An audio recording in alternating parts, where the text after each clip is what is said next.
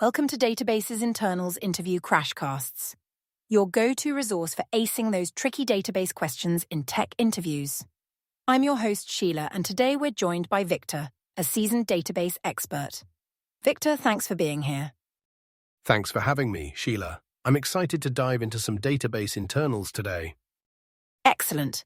Let's jump right in with a common interview question. Explain the difference between a relational database and a NoSQL database. Provide examples of when you might choose one over the other. Victor, how would you approach this question? Great question, Sheila.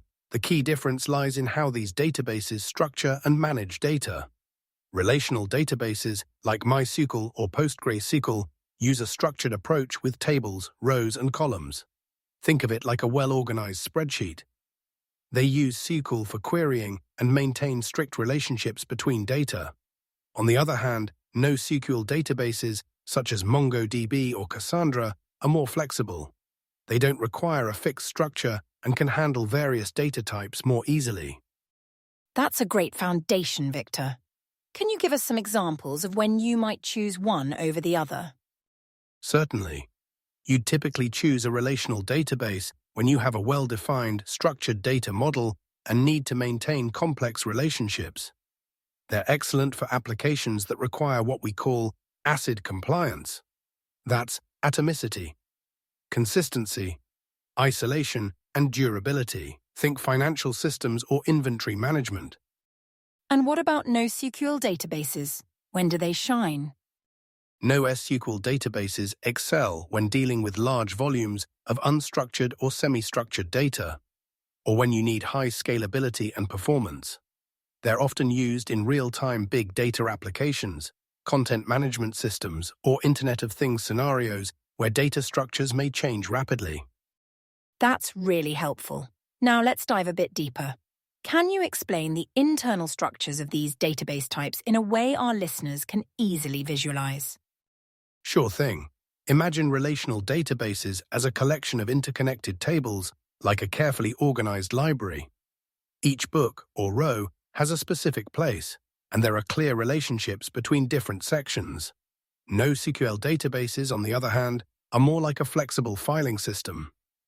You might have folders or documents that can contain various types of information without needing to follow a strict structure. That's a great analogy. What about performance and scaling? How do these database types differ in those aspects? Well, relational databases typically scale by adding more power to a single server, like upgrading your computer. They can be challenging to spread across multiple servers while keeping all data consistent. NoSQL databases, however, are designed to easily spread across many servers. They can handle more data and users, but sometimes at the cost of immediate consistency across all servers. Interesting. You mentioned consistency. That brings to mind the SAP theorem. Could you briefly explain what that is for our listeners? Certainly. The CAP theorem states that in a distributed system, you can only have 2 out of 3. Consistency, all nodes see the same data at the same time. Availability, every request gets a response. And partition tolerance, the system continues to work despite network failures. NoSQL databases often prioritize availability and partition tolerance over strict consistency. Thank you for that clear explanation.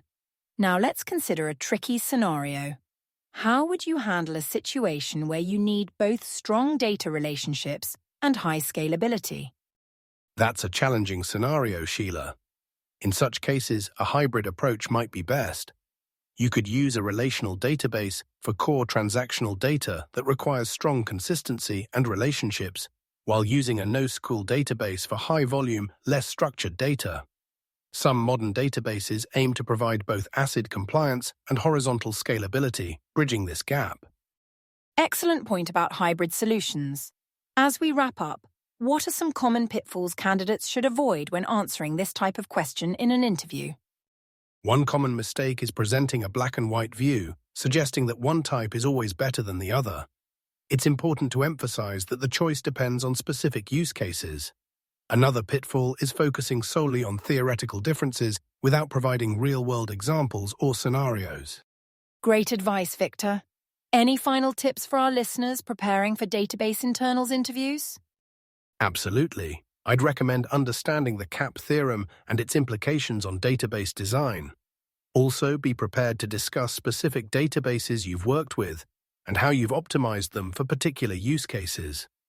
Lastly, stay updated on emerging database technologies and trends as the field is constantly evolving.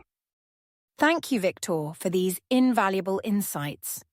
To our listeners, remember that understanding the nuances between relational and NoSQL databases is crucial for any senior backend engineer.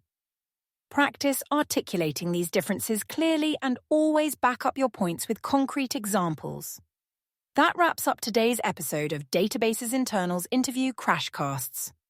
Until next time, keep coding and stay curious.